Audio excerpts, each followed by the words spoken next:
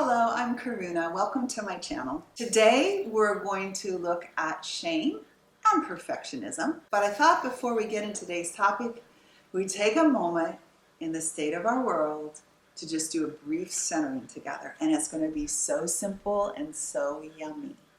We're not climbing up a ladder. We're not reading one more chapter in a book. We're not doing one more online workshop. You know what we're going to do? It's so fun. We're going to do it together. We're going to come to the nearest and dearest in our heart.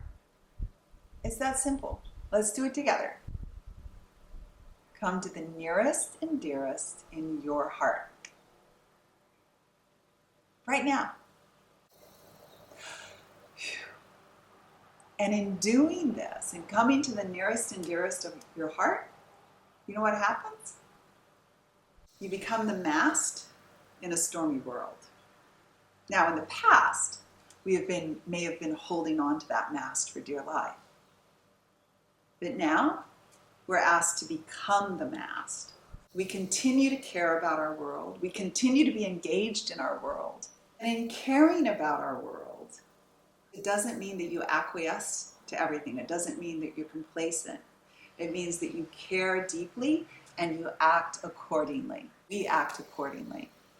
So let's get on with today's topic. The first thing we're going to look at is the origination of shame. Where does shame come from? One of the most painful experiences we dear humans can have is the experience of unrequited love.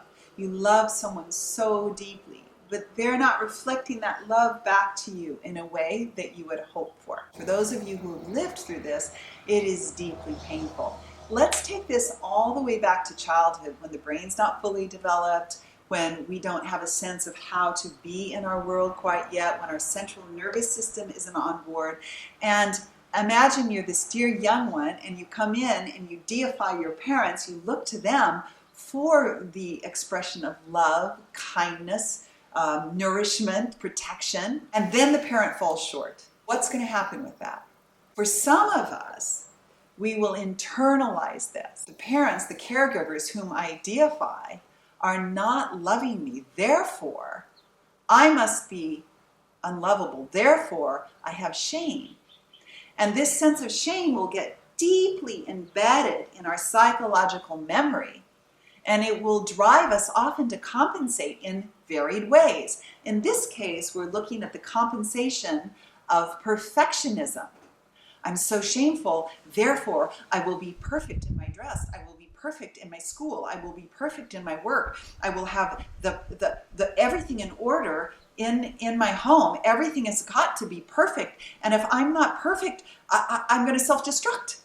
This sense of perfectionism can also drive us to a sense of madness. I want to be clear, because there's the perfectionism of the artist. There's the perfectionism that your soul loves. Let's say you love carpentry and you want to explore the beauty of the craft. There's a beauty in that type of perfectionism that very much comes from the inside out. In this case, I'm talking from the outside in perfectionism related to objects. If you're on this video, I imagine your perfectionism is starting to crack. This is common.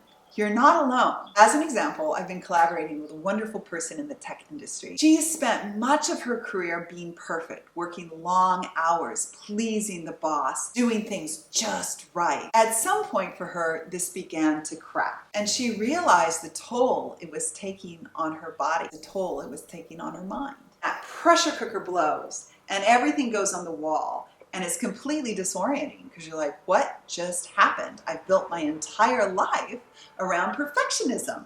Being perfect, my identity's built around that. I've got to be perfect, whatever. What just happened? When the pressure cooker blows, it's a very disorienting time. However, it's also a time of returning to the simplicity of knowing thyself, coming to the nearest and dearest of the heart, and inquiring from a place of love about the perfectionism. Where did that come from? We have an opportunity for self-reflection and for integration, no longer being perfect in order to compensate for shame, low self-worth, not feeling good enough.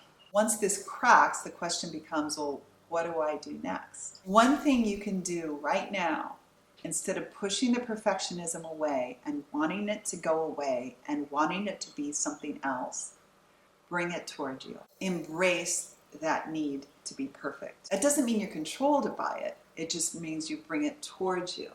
And when you bring it towards you and you meet with it, there's more of a sense of space. In that sense of space, we have more of an opportunity to reflect. It doesn't drive us as much because there's more space. The second thing is to continue to develop your understanding. At its very essence, perfectionism is compensation for lack. We learn through contrast. So we have the shame, which is a sense of lack, not good enough and lovable, and then we compensate through the perfectionism. All the great healing modalities have relaxation at their base. Massage, Reiki, craniosacral, Ayurveda brings us to balance.